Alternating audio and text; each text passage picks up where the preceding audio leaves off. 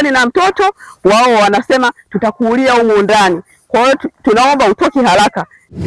Ni watu wa wapi? Maana walikuwa wengi, yaani wengi sana, sababu walikuwa wamejaa hapa uwanjani kwangu.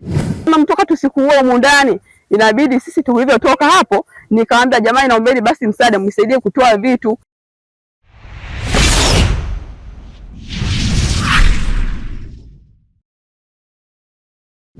Kwa masikitiko makubwa natoa taarifa kwenu, na kupitia kwenu natoa taarifa kwa wananchi.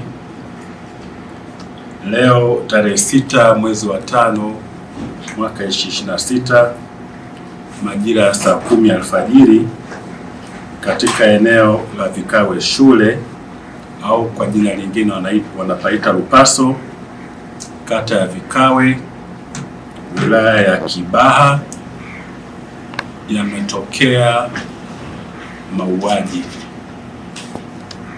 Mauaji haya yanatokana na mgogoro wa ardhi, ambapo watu wasiofahamika walifika katika eneo hilo kwa nia ya kuwaondoa wakazi wa eneo hilo wanaodaiwa kuvamia katika eneo hilo.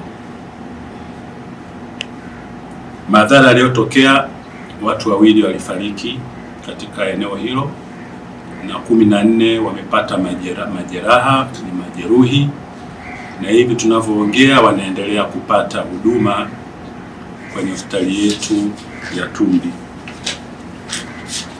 Jeshi la polisi linaendelea kufanya uchunguzi juu ya tukio hili, ilikuwa ni pamoja na kubaini mmiliki wa eneo hilo pamoja na nani aliwatuma watu hao na nani alifanya mauaji kwa watu hao ambao walitumwa kufanya uvunjaji kwenye eneo hilo. Tunamwomba Mwenyezi Mungu mkarimu awalaze mahali pema peponi waliopoteza maisha, na wafanyie nafuu, awaponye wale ambao wamepata majeraha. Rai yetu kwa wananchi, tunaomba sana wananchi, ili kuepusha haya madhara yanayotokea, tuheshimu utawala wa sheria. Nchi hii inaendeshwa kwa mujibu wa sheria. Tusivamie maeneo yanayomilikiwa kihalali na watu wengine au taasisi nyingine kwa mujibu wa sheria. Lakini pili, wale wamiliki halali wa maeneo hayo wafate taratibu za kisheria wanapotaka kuwaondoa watu kwenye maeneo yao, ikiwa ni pamoja na kupata maamuzi ya kisheria kutoka mabaraza ya ardhi au mahakama.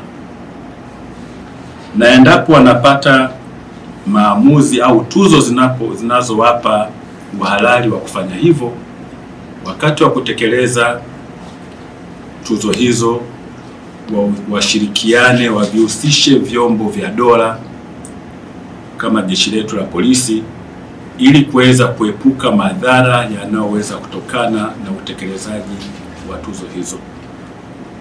Uchunguzi wa swala hili bado unaendelea. Niombe wananchi tuwe na utulivu.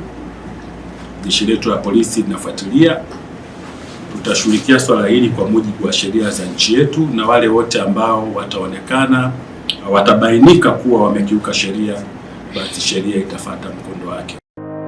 Ili kuwa mwanafamilia bora wa Global TV, usisahau kusubscribe, like, kushare na kucomment.